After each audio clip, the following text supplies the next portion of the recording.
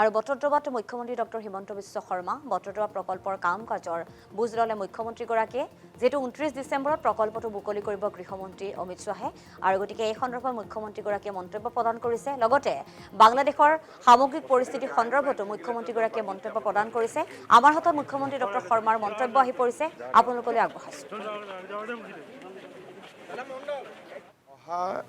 29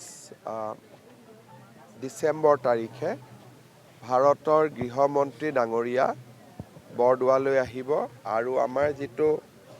মহাপুৰুষ জন্মস্থান সাংস্কৃতিক প্ৰকল্প আমি নিৰ্মাণ কৰিছোঁ তাৰ শুভ উদ্বোধন কৰিব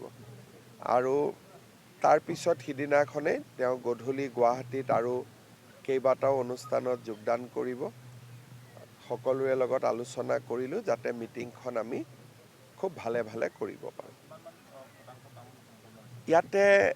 90% কমপ্লিট হৈছে 10% অলপমান যেতিয়ালৈকে আমাৰ মিটিংখন হৈ যাওক খুলোতে আৰু একমাহমান পিছত লাগিব সেইখিনি সময়ৰ ভিতৰত গোটেইটো হৈ যাব আমি সকলোৱে দেখা পাইছোঁ যে বাংলাদেশত হিন্দু সকলৰ ওপৰত অত্যাচাৰ জীৱন্তে অগ্নিত নিক্ষেপ আৰু বাৰে বাৰে বাংলাদেশে উত্তৰ পূৰ্বাঞ্চলক নিজৰ অধীনলৈ লৈ যোৱাৰ বাবে তেওঁলোকৰ নেতাসকলে বা নতুন যিসকলে বৰ্তমান শাসনত আছে তেওঁলোকে বাৰে বাৰে উল্লেখ কৰি আছে আমি বাংলাদেশত যি হৈছে তাক গভীৰ উদ্বেগেৰে সৈতে আমি লক্ষ্য কৰি আছো আৰু আমি সকলোৱে জানো যে সেই বাংলাদেশৰ দেশৰ পৰা বিভিন্ন সময়ত অহা মানুহেৰে আমাৰ অসমখনো ভৰি আছে গতিকে আমি এই গোটেই বিষয়টোৰ ওপৰত চোকা দৃষ্টি আমি ৰাখিব লাগিব আৰু মই ভাবো যে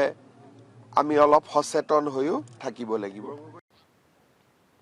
আৰু বটদ্ৰৱাত মুখ্যমন্ত্ৰী ডক্টৰ হিমন্ত বিশ্ব শৰ্মা বটদ্ৰৱা প্ৰকল্পৰ কাম কাজৰ বুজ ল'লে মুখ্যমন্ত্ৰীগৰাকীয়ে যেটো 29 ডিচেম্বৰত প্ৰকল্পটো মুকলি কৰিব গৃহমন্ত্ৰী অমিত শাহে আৰু গতিকে এই সন্দৰ্ভত মুখ্যমন্ত্ৰীগৰাকীয়ে মন্তব্য প্ৰদান কৰিছে লগতে বাংলাদেশৰ সামগ্ৰিক পৰিস্থিতি সন্দৰ্ভতো মুখ্যমন্ত্ৰীগৰাকীয়ে মন্তব্য প্ৰদান কৰিছে আমাৰ হাতত মুখ্যমন্ত্ৰী ডক্টৰ শৰ্মাৰ মন্তব্য আহি পৰিছে আপোনালোকলৈ আগবঢ়াইছো